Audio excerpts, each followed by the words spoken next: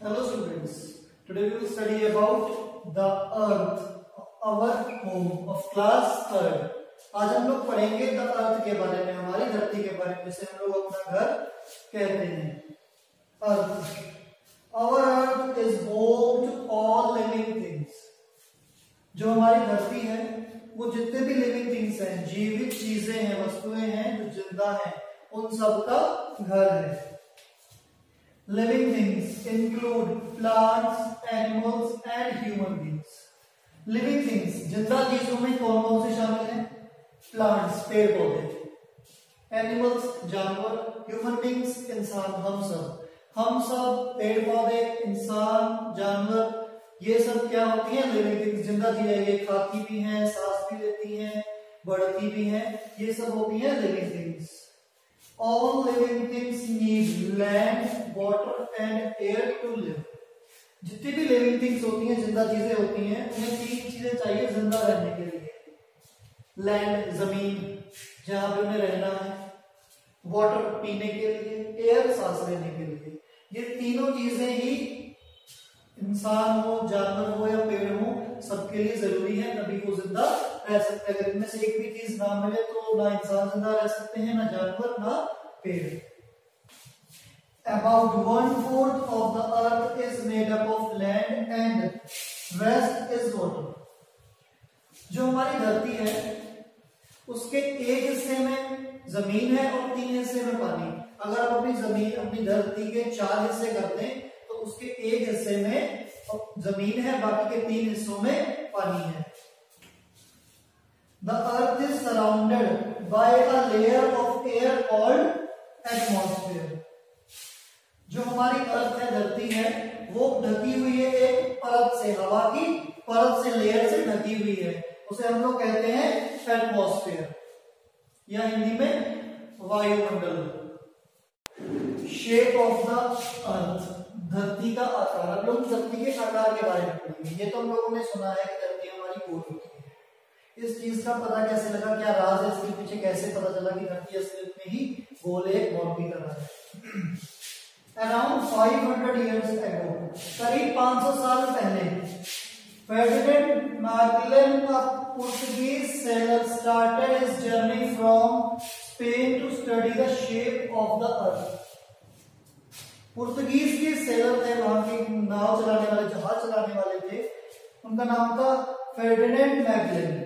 इन्होंने अपनी एक यात्रा शुरू की स्पेन से इन्होंने अपनी जर्नी, अपनी यात्रा शुरू की, ये जानने के लिए कि धरती का आकार कैसा है। He, along with his sailors, sailed in the same direction toward the west. अपने दूसरे साथियों के साथ उन्होंने वेस्ट डायरेक्शन में अपनी यात्रा शुरू कर दी। After sailing for about 3 years, 3 साल तक लगातार जहाज चलाने के बाद, they reached the same place from where they had started. 3 साल लगातार जहाज चलाने के बाद पानी में वो वहीं पहुंच गए जहां से उन्होंने स्टार्ट किया था, जहां से वो लोग चले थे, वहीं पे वो दोबारा फिर से पहुंच गए 3 साल बाद। This proved that the earth is round like a ball. और इसी बात से सिद्ध हुआ है कि हमारी जो धरती है वो एक बॉल की तरह गोल है, गोल आकार में है। Students, if you stand on the roof of the tall building and look around, you will see that the earth and the sky seems to meet at a distance. It is called horizon. अगर आप किसी एक ऊंची building पे खड़े हो जाएं और वहां से हम ऊंची बिल्डिंग पे खड़े होकर देखते हैं तो हमें काफी दूर ऐसा लगता है कि जमीन और आसमान एक दूसरे से जुड़ रहे हैं, लगता है ना?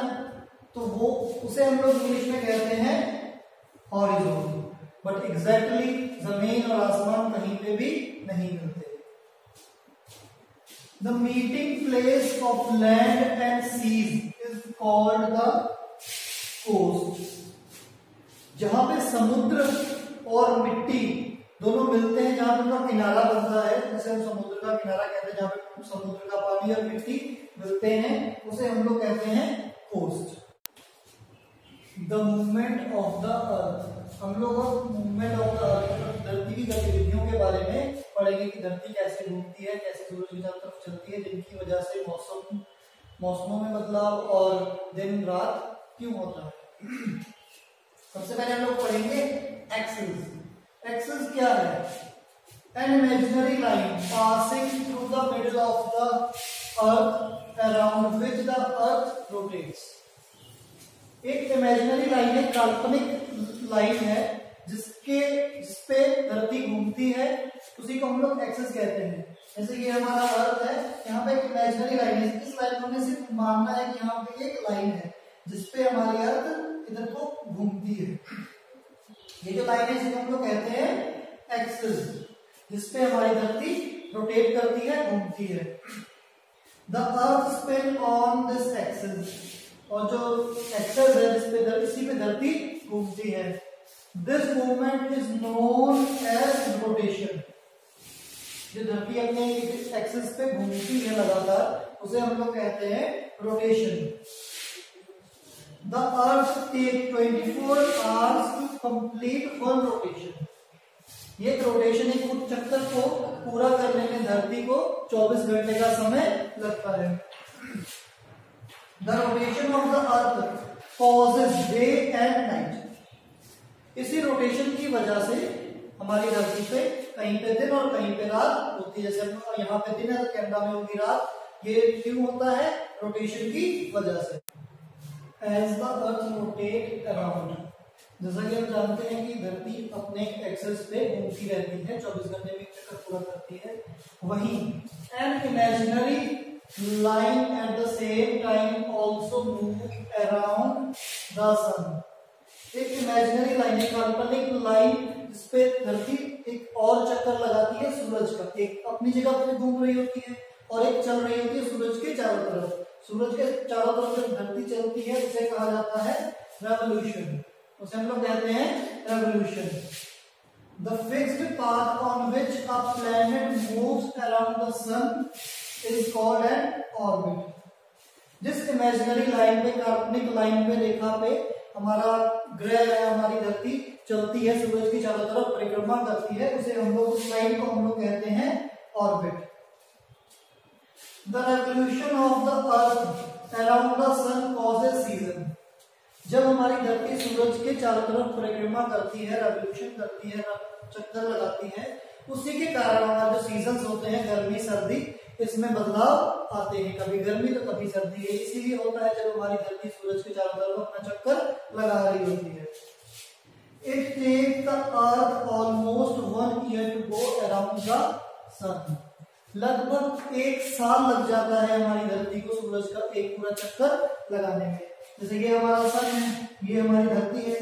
जो ब्लैक लाइन है ये इमेजिनरी लाइन, जिसे हम लोग ऑर्बिट कहते हैं। इस पे ये धरती सूरज के चारों तरफ घूमती है। ये चक्र पूरा करने के लिए धरती को 1 साल का समय लग जाता है। Man has reached even on the moon. इंसान चांद पे भी पहुंच चुके हैं। नील आर्मस्ट्रॉन्ग एंड एडविन एल्ड्रिन, ये 2 इंसान हैं जो चांद पे सबसे पहले पहुंचे थे। Of the United State of America were the first man to land on the moon on 1969। Neil Armstrong and Edwin Aldrin, ये 2 इंसान थे यूनाइटेड स्टेट ऑफ अमेरिका के, जो पहले इंसान हैं जो चांद पे पहुंचे हैं 1969।